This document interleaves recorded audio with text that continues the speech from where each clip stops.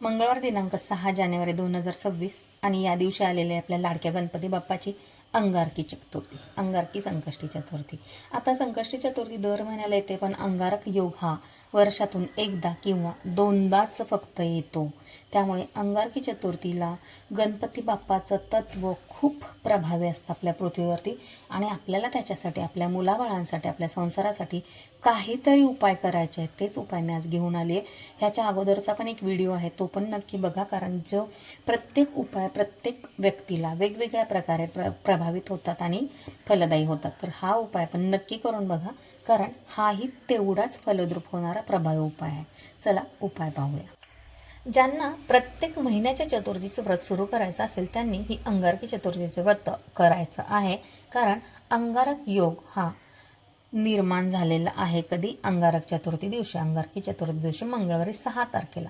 संपूर्ण दिवस व्रत करून चंद्रोदय झाल्यावर चंद्राची पूजा करून गणपती बाप्पाची आरती करून हे व्रत सोडायचं आहे. तरच या व्रताचं फळ आपल्याला मिळणार आहे. चंद्रोदय किती वाजता आहे?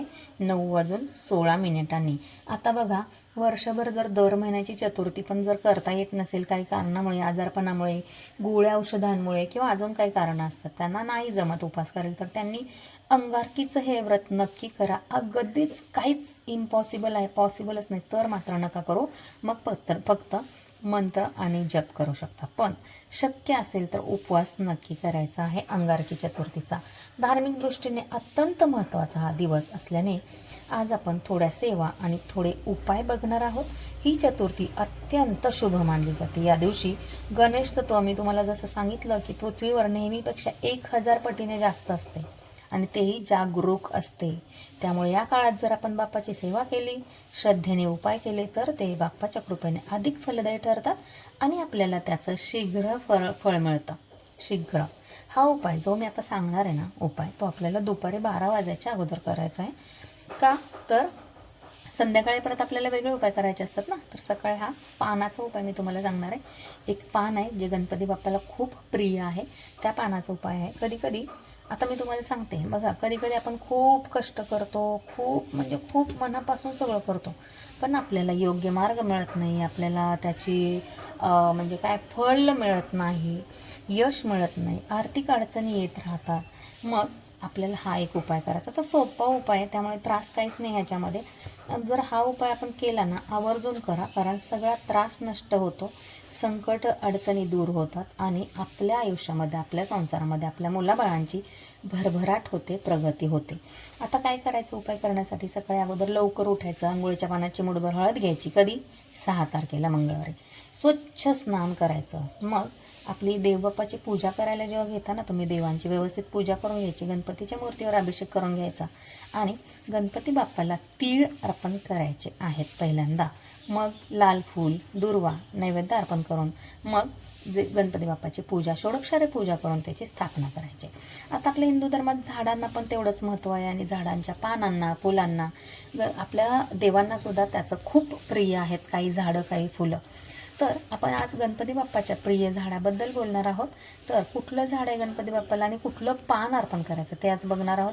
जसं सगळ्यांना माहिती आहे की गणपती बाप्पाला जास्वंदाचं लाल फूल अत्यंत प्रिय आहे आणि याच झाडाचं पानंसुद्धा गणपती बाप्पाला प्रिय आहेत, म्हणून आपण या झाडाच्या, जास्वंदाच्या झाडाच्या पानाचा एक उपाय आपण करणार आहोत. आता काय कराल? आपल्याला पान तोडायला जेव्हा तुम्ही जाणार ना, तेव्हा अगोदर त्या झाडाच्या कुंडीला, जिथे पण पान असेल त्याच्या बुंध्याला, मुळाला एक तांब्याभर पाणी वाहा, नमस्कार करा आणि एक पान आणि एक काडी तोडून आणा. त्याच झाडाची काडी पण तोडायची आहे, काडी असतेच बाजूला. आता काय करायचं? मग हे पान स्वच्छ धुवायचं, पहिलं गणपती बाप्पाच्या पुढे ठेवायचं आणि लगेच एका साईडला कुंकवात थोडंसं पाणी टाकून घ्यायचं, ओलं करून घ्यायचं आणि त्या पानावरती जी काडी आणली ना, त्या काडीने आपली इच्छा 2 शब्दामध्ये लिहायची आहे.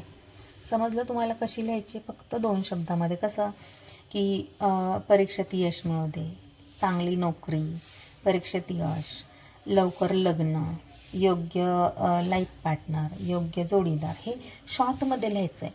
सरकारी नोकरी हे, किंवा पैशांची अडचण असेल तर पैशांची अडचण दूर, असं लिहायचं, छोटं लिहायचं. आणि त्यानंतर काय करायचं? एक प्लेट घ्यायची, छान अशी प्लेन प्लेट, त्याच्यामध्ये स्वस्तिक काढायचं, कुंकवाने काढू शकता, त्याच्यामध्ये 4 बिंदू वगैरे काढायचे, त्यावर तांदूळ आणि हळद कुंकू व्हायचं, त्यामध्ये त्या प्लेटमध्ये हे पान ज्याच्यावर तुम्ही लिहिलेलं ते पान ठेवून द्यायचं आहे.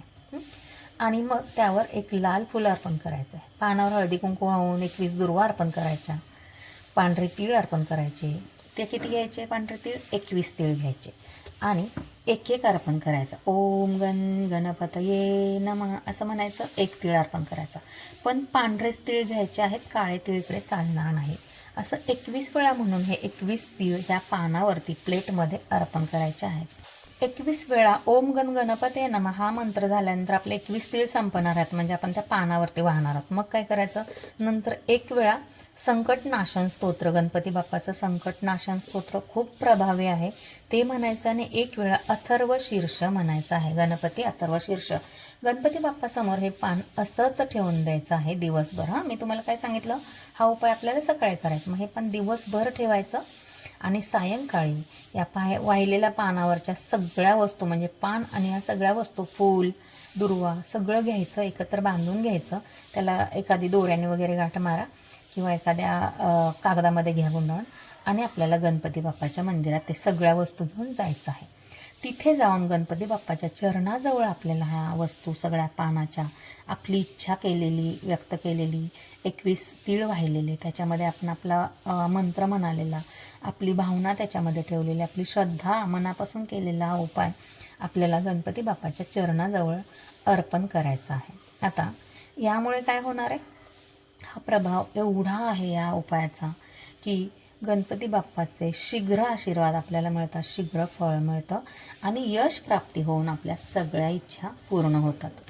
हा उपाय एकदम साधा आहे, सोपा आहे आणि फक्त आपल्याला कष्ट काय घ्यायचेत की गणपती अथर्व शीर्ष म्हणायचे, संकटनाशन स्तोत्र म्हणायचं आणि 21 वेळा आपल्याला गणपती बाप्पाचा ओम गणपतये नमः मंत्र म्हणायचा आहे. तर एवढं सगळं करून तुम्हाला गणपती मंदिरात जाऊन थोडं 5 मिनिटे तिथे बसा, देवाला गणपतीला कनेक्ट व्हा, एकरूप व्हा त्या देवासोबत, मनातली इच्छा व्यक्त करा, प्रार्थना करा की माझी इच्छा पूर्ण होऊ दे आणि मगच तिथून घरी या. पण पॉझिटिव्ह म्हणजे सकारात्मक भावना ठेवून घरी या. होतं की नाही माहिती नाही आहे, होईल का, ह्या अशा शंका द्यायच्या नाही आहेत गणपती बाप्पावरती. होणारच आहे, गणपती बाप्पा माझ्यावरती कृपा करणारच आहे आणि माझं हे काम होणारच आहे, ह्या भावनेनेच घरी यायचं आहे आणि गणपती बाप्पाचा मंत्र जप करतच राहायचा आहे, स्वयंपाक करताना, पूजा करताना, जेवण करताना. आणि मग रात्री आपल्याला चंद्राला अर्घ्य द्यायचं आहे, नैवेद्य दाखवायचा आहे, गणपती बाप्पाला 21 मोदकांचा नैवेद्य दाखवायचा आहे आणि मग आपल्याला व्रत सोडायचं आहे, उपवास सोडायचा आहे. असे छोटे छोटे सोपे पण प्रभावी उपाय करत राहा. देवासाठी काहीतरी सेवा केलेल्याचं समाधान मिळेल आणि गणपती बाप्पासुद्धा आपल्यावरती प्रसन्न होईल. आपला हा व्हिडिओ मी इथेच थांबवते. पुन्हा एकदा एक नवीन व्हिडिओ घेऊन नक्की भेटूया. तोपर्यंत अवधूत चिंतन श्री गुरुदेव दत्त. ओम गणपतये नमः. चॅनलवर नवीन असेल तर सबस्क्राईब करा आणि हा व्हिडिओ तुमच्या मित्रमैत्रिणींना शेअर करायला मात्र विसरू नका. चला, thank you so much. Bye bye.